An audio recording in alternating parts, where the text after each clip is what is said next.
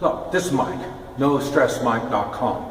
I want to talk a little bit about communications, and this is going to be just a general thing, just to kind of give you some ideas and stuff like that. You need to focus on all different kinds of communications. Like I say, our particular area is a small community out in the country, and we've got sirens like that. So, and from our little small community, everybody in the community is going to hear the sirens. So we have ways to communicate. You can do the same thing with a bell, some kind of bell, or I don't know, some kind of an explosive. On the way of noises. I'm talking about noises. Some way or another to alert people.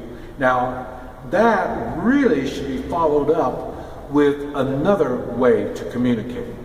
Now, I would suggest one way is putting up flags, and have flags would be of different meanings.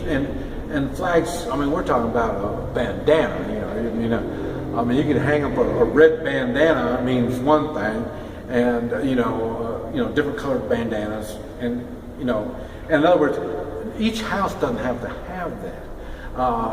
If you're even, I don't even work in the city, as long as every place on that block, if they stepped out and looked, they can see this color of flag or bandana or whatever, that tells them something. And so that's what you need to figure out. And I would say you might want to put it in a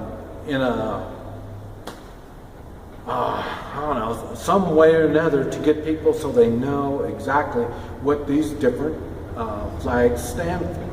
Now, like in Katrina and disasters and stuff, they have stuff like that. In the way of, if you were to dial 911, you would hang a green flag by the mailbox if you're out in a rural, or at the door, if you're in town or something, so they know, the ambulance people will know this is the house that called 911. So it'd be basically that type of a thing. And you need, and like I say, you need to have some kind of idea where the sound catches their attention, and then they look. And like I say, not every place needs to do it. Like I say, now we're holding up. Let's say we're using this for our main communication center.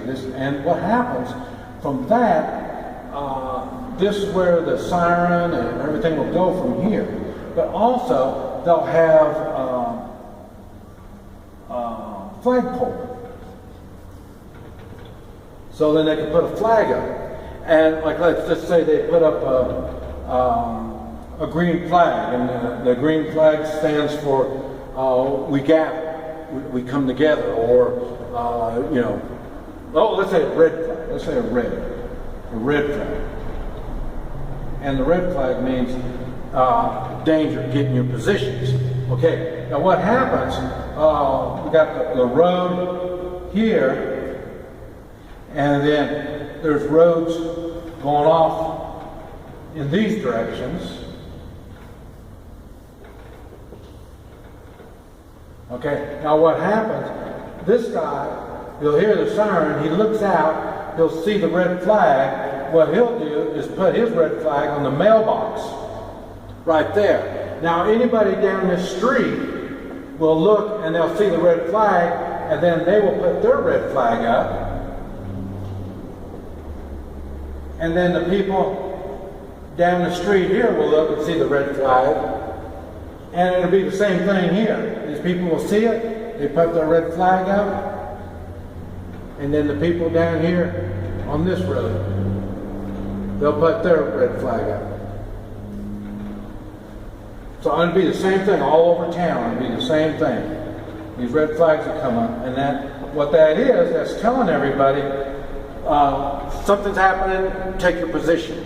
And so some of their positions are going to be combat positions. Some of them will be first aid positions, no telling what. There will be a clear understanding what positions you will need. Now, like I say, you can use the same type of communications even in the city. It could be open blinds means one thing, open blinds means something else. It's simple enough to do it, and especially if you're going to have a balcony, you can put a pink towel hanging over to dry out. And then one block down, you're going to see another pink towel down there. Well, then the communications is going to spread really, really fast. So that's why I try not to get people to get hooked on electronic type communications, because then now you're worried about, like I say, batteries and everybody having everything turned on and this type of stuff. So you need something like a siren, whistles, just one whistle. And then when the whistles start blowing, you'll hear one whistle blow, another whistle blow, another whistle blow. What the hell's going on? And you look and you see red flags out. Now you know what's going on. And but there's all different ways you can do this stuff. The air horn stuff, it'd be the same thing. A certain beep, beep, beep, or means, and then you hear 3 beeps, and then 2 beeps, and then 1 beep. Then to look out for the flags and see. So, but there's many different ways, and these are the things you need to look at. The same thing if you have a big flag with a flagpole and everything on there, a big flagpole, and when you see the flag is halfway down, that means something.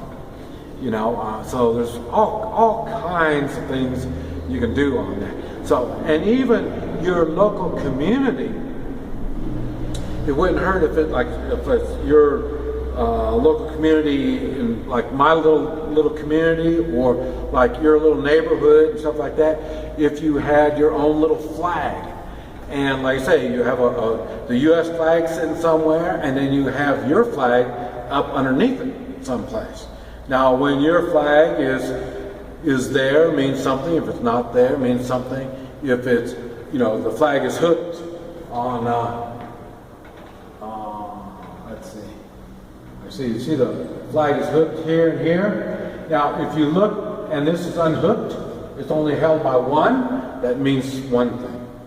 So, see, there's many ways you can notify people in your community really quick on what's happening. So, there's no end. You just need to use your imagination. This is Mike, NoStressMike.com.